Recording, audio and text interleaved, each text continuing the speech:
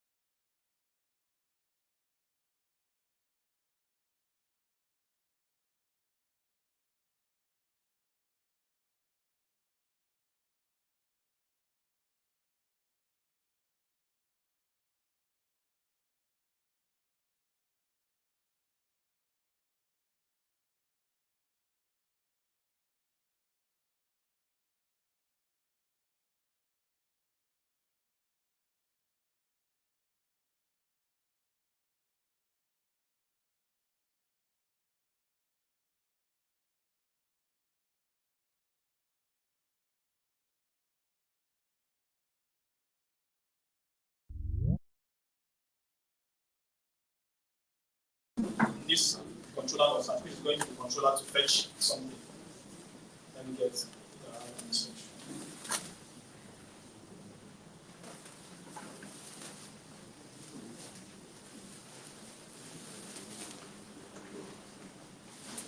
Can you guys get this?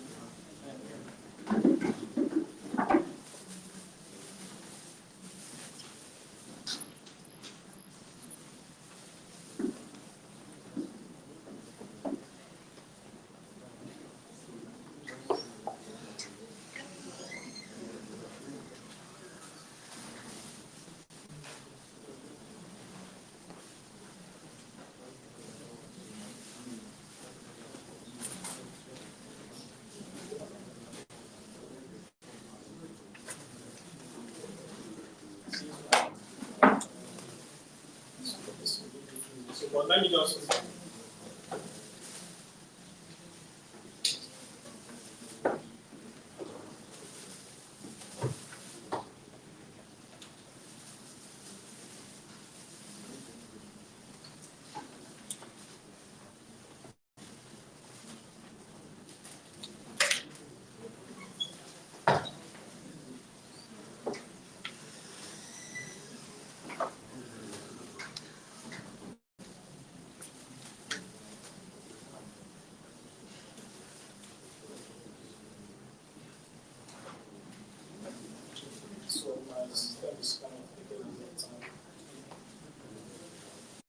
So what I'm trying to explain in essence is that you should have a way to actually separate your state from the UI. I've seen a lot of codes. I've joined some similar projects where when you get into the code base, you see a lot of logic actually happening.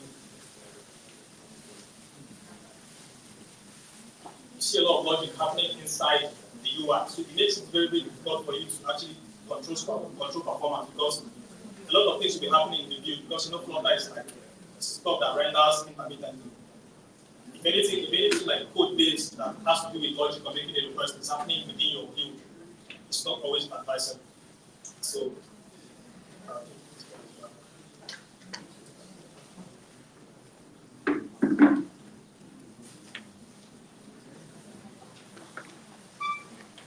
So if you watch on this line 30, I have a body, and then in that body I'm having a controller of OBX.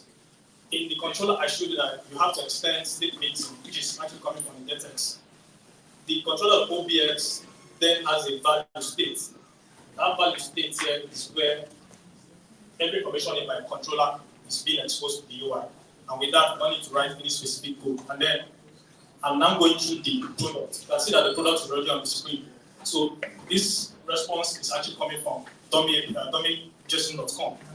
And I'm pulling all the product they have in their repository, in their API, and then I'm pulling the product name and the price. All right? And then you can also search. So if I search with something like P30, which is a phone for our P30, so you can see as I'm typing, I'm making a request with whatever I've actually typed to now make a result. But I told you about the debounce. The debounce, which is on line 24, helps you to actually control performance so that you don't need to make a request every time that somebody types something on the search field. So if I backspace this, this should also be able to update all the products. So in essence, the only thing I want you to take away from the explanation, it's not like an argument of which package is the best. All right. The most important thing is that you get the job done and make sure that the user don't need to know that the thing is changing, because the user doesn't know PHP, he doesn't know Python. All he knows is that this guy works and provides value. So as a developer, the most important thing you need to actually factor in is, does this thing work and how effective is it?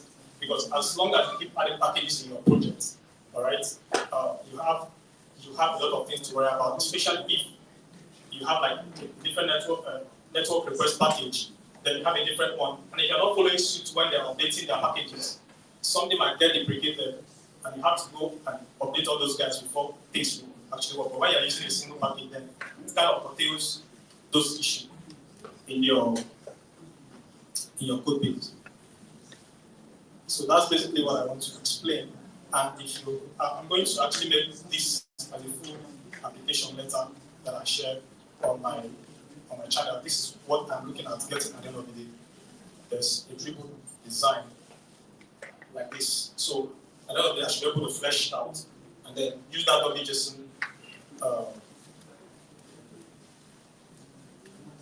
This is the data that we're getting. So if you are building an app, normally this is what the backend person exposes to you. So you get this kind of data, you convert it to something friendly that you can now consume. So at the end of the day, I should have this guy. So I should also be able to share this so that you guys can follow through. And that's where this talk ends. And if you have any questions, you can answer. Thank you, guys. The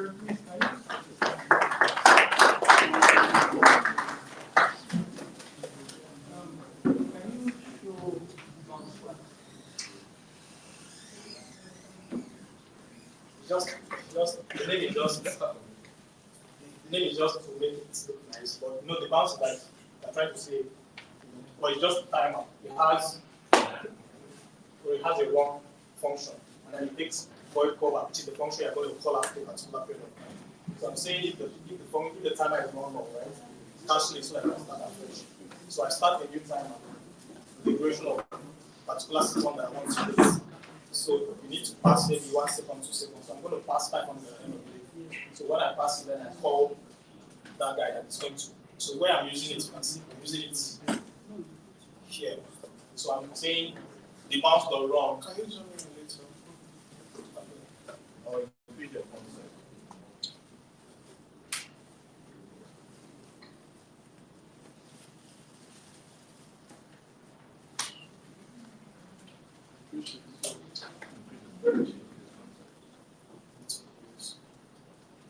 Can I close this later because it seems it's.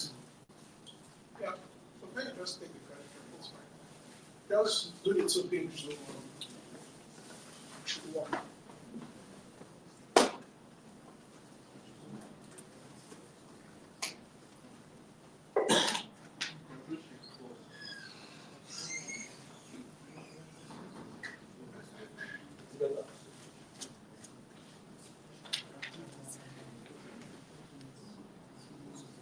So So, can you see the screen now? No. Hello? Is it clear? Okay, so what the bounce class is doing, I'm just doing a run function there, and I'm passing the controller.search. So what I'm searching is actually whatever the user is typing. So on change is what I'm using to detect the key search. So if you type infinite, and so this is returning a value at each input. So I'm taking that, but before I decide to search, I need to wait for a particular few seconds. Then I call search. And that search is in the controller here. This is the search. So the search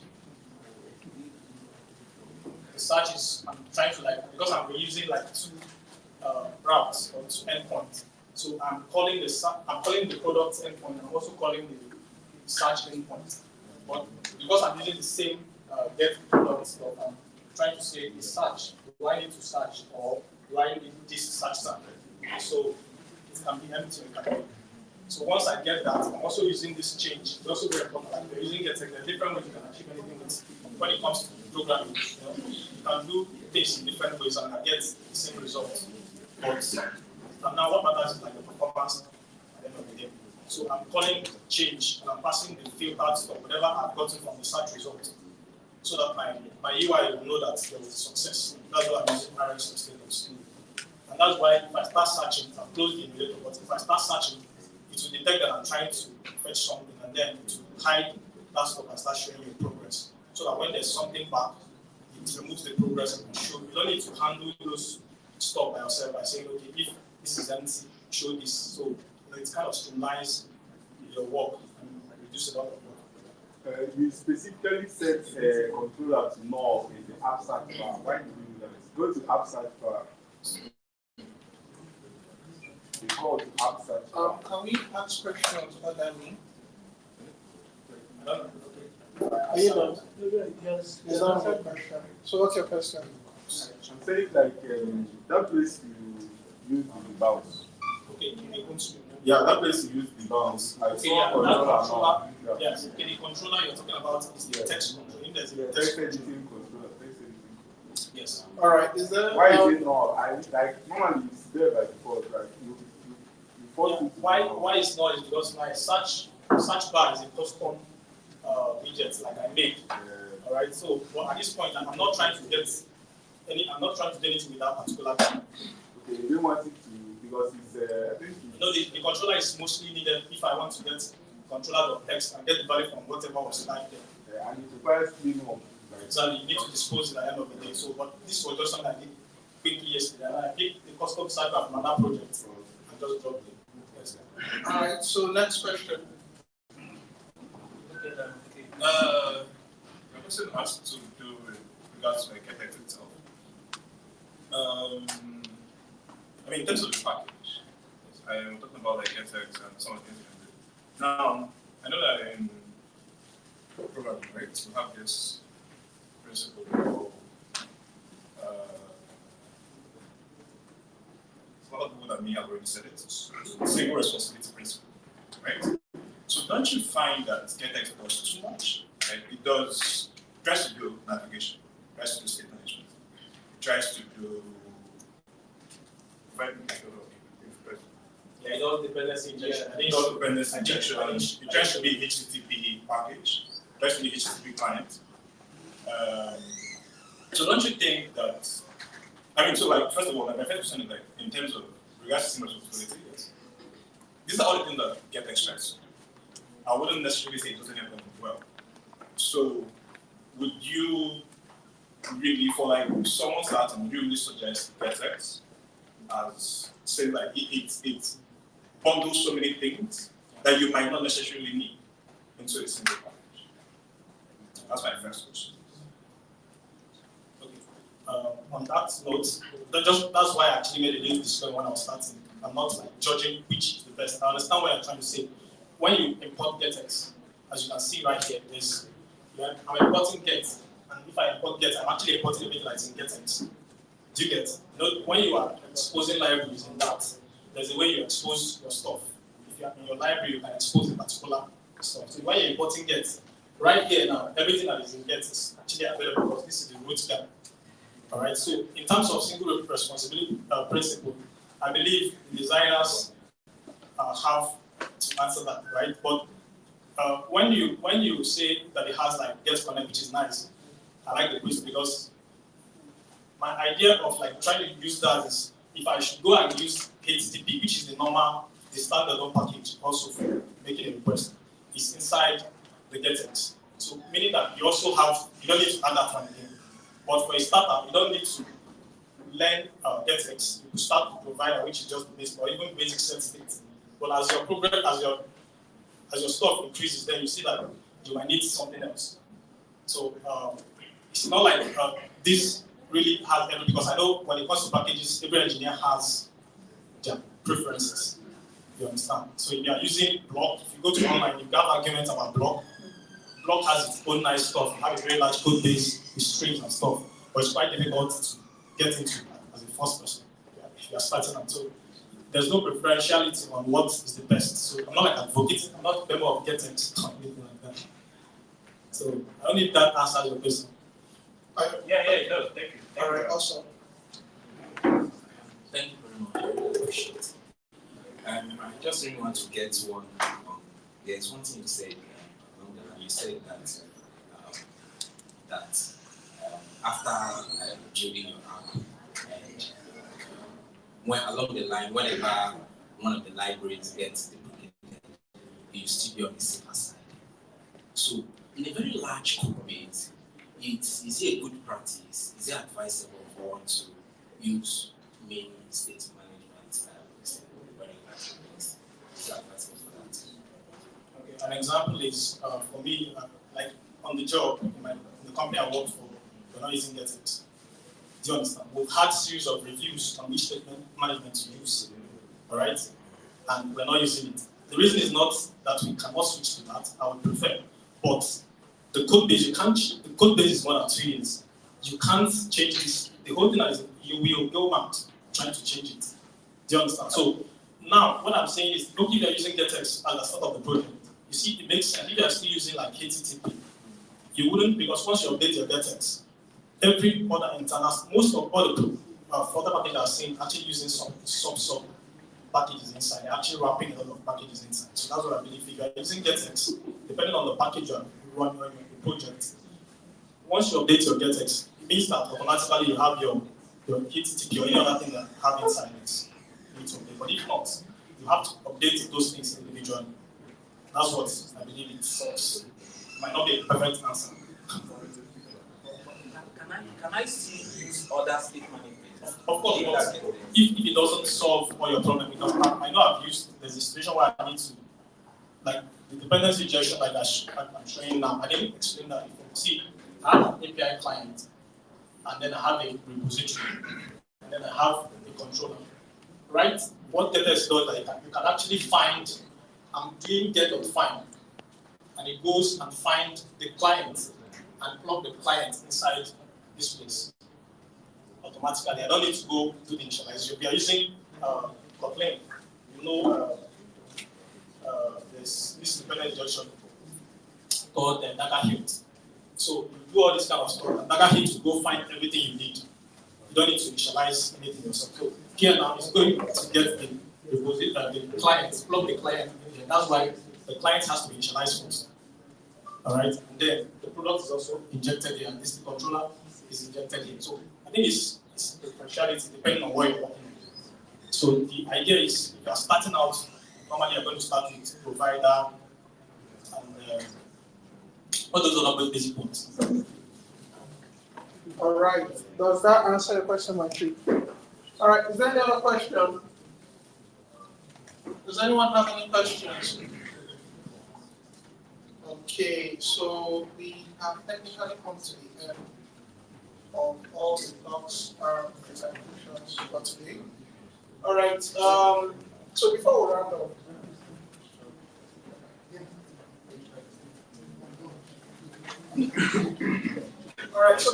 up, I have someone here that's supposed to come say something quickly while our lead is here. Were you raising your hand? Okay. All right, cool. All right, so please give a round of applause as we welcome Precious.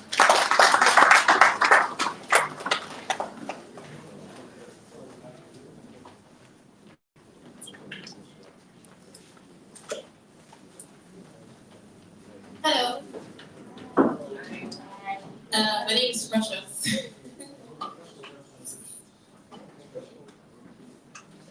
I choose something interesting because I'm used to like. Hi, my name is Precious. What I'm saying is mostly for the women, but if you have sisters or if you have females in your life, your mom, your sister, your auntie, and your girlfriend, whichever, you can invite them. So next weekend is Enugu is doing their version of IWD, right? So International Women's Day. It was supposed to be virtual, but not. And it's at 15 Isuzu Street. So there's actually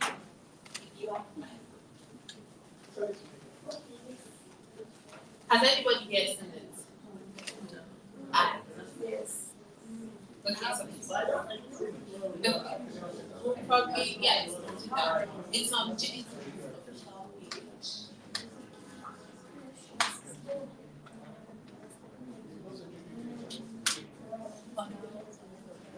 Yeah, and Okay, yeah. I want to call treatment. Which one is the general one? Yeah. Treatment was it? Was this last year? This last year. People didn't come to this one.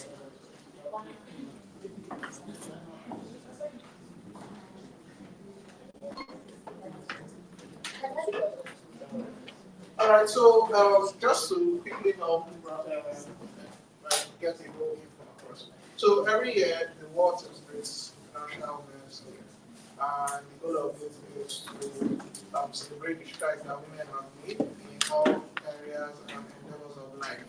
So we will often, or rather does it every year, where through the Women Technicals they do an activity for the ladies. So all my ladies, as I was saying. So now we have just quite enough sizable audience here, which are women, but we also have male folks, and every male folk here probably I should be in that gathering. Yeah, so please invite everyone and invite who is interested in tech or seems to have an affinity for tech. So interested and affinity out with different things, so invite them over. Precious is to try to get a flyer, so you can take a snapshot and send to your favorite person or that person you happen to know. Yeah. So you want to pull that off, you can. Okay. yes, thank you. So if you register, you just still get the address. But anyway, it's at 15 Isuzu Street, around that YF area. That USBS area. But like, if you register, there's going to be a number sent to you so that you can call and you get it, right? And that one. Yes. Yes, is most popular It's the than closest place, sorry. what? I don't think what's up with. I said you should register. I'll send you an email. I mean, you said you're going to there's nobody could call. Yeah, I get your feedback now. So basically the secret group and everybody is coming. But yeah, you have to register now, so I'll get your number. Yes, that's what I'm saying. Alright, so for all my ladies, you have something coming up the next week. You try to attend. It's almost like you can see, like, other females. Yeah, and network and go further. Now, we also understand that this is a trying period for students because exams are ongoing. Can I ask? Hello? Hello? All right, so regardless of that, that's one of the activities that is coming next week, and it's for ladies. Now, this year, I don't know, in my slide, I forgot to add the activities that we have planned this year or we have in the works. I won't say plan because now we find work. Everything costs money. So we have stuff here towards the people who build for the web, so web developers developers, regardless of whether they're front or back end or DevOps. In the coming weeks, we should have something for Google Cloud. So if you are someone who is seeing yourself go towards the DevOps path, or you know someone going towards that, parents will pay attention to. I need to present down my previous slide so you can get the URLs. Adam, Yeah, check the. yeah, just help me with it. All right. So before we get into the activities that are coming, if you are very much interested in Flutter, scan this, join the group chat. Everyone who does Flutter in Enugu should be here or should be connecting over here. So snap, share to your friends who couldn't make it to this venue, and join if you are not here already. Secondly, Check your bag. okay. Yeah, he wants to get something. I still haven't put the women technicals to it.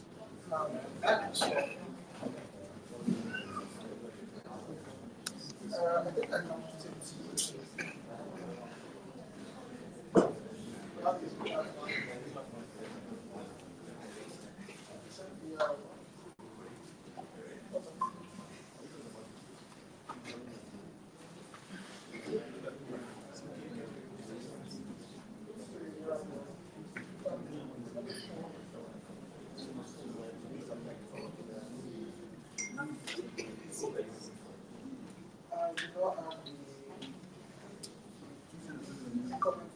I'm sorry, everyone. I'm trying to find the arrow so everyone can be aware and give it to who needs to.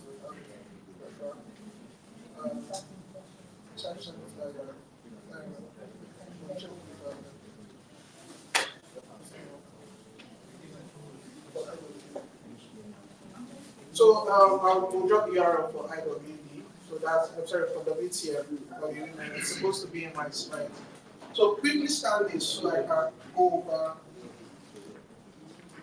the activities.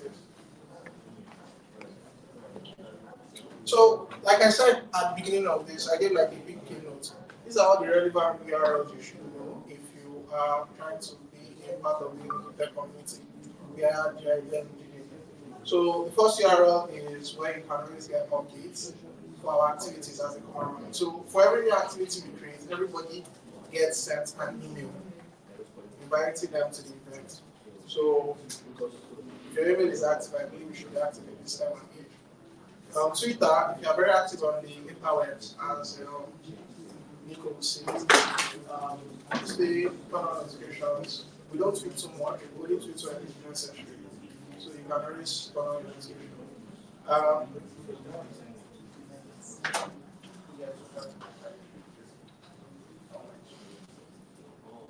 Yeah. So then our unofficial space. This wasn't sanctioned by Google, that's why I called it unofficial. So our WhatsApp group chat, a lot happens there, but it's mostly tech. You can ask for help, you can find things that are open and all of that. A bunch of us are here. And if you are still in uni, you can also, as much as you connect with the GDG, you can come down to finding the GPS closest to your school. Yeah? Then the WTF.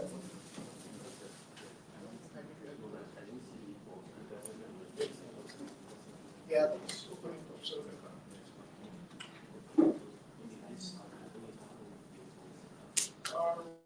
right. How do I get this to be? Click the three dots. No. Click the three dots. It's about menu. Make sure. Yeah. Click it. QR code. All right, so you can scan this now if you are a lady or need to get involved in the meeting. Just scan it quickly, join the group chat, connect with ladies, grow with your community. Yeah. So as and also I think I would say no one is truly self-made. Yeah. So that's that. Now regarding the activities for the year, so in the coming weeks you should be seeing notification of Google Cloud. Study jam, it will most likely be a very selective process. It's not open to everyone because they are going to be limited slots, and it's a 3-month activity. So we treat them 6 parts into it. So it's for people who are interested in DevOps and cloud engineering, and it requires prerequisite knowledge, meaning you have to have had some understanding and use of the cloud and cloud infrastructure. So if you're a newbie, it's not particularly the best place for you to be if you don't already have experience using it. So within the year, we're also going to be doing stuff for people who do web development, like I said, front end, back end. We'll be doing stuff for product managers, so people who work in products like me. We'll be doing stuff about activities are planned. We'll be doing stuff for product design. I know there's a product designer in this crowd, so there will be something for product designers, and we'll be collaborating with friends of Figma and Enugu to make that one happen. We'll also be doing Google I Extended, which is the extended version of Google I, the global activity itself. We'll be doing an ideathon, and the ideathon is for product people. Normally, we should do a hackathon, but that requires a lot of resources and manpower to pull through. So we'll save that for maybe another year. What else again are we doing this year? We're also doing DevFest. DevFest is at the end of the year. Look forward to that myself. It's a whole lot of passive work around. I've never seen any activity. But I've never seen any activity.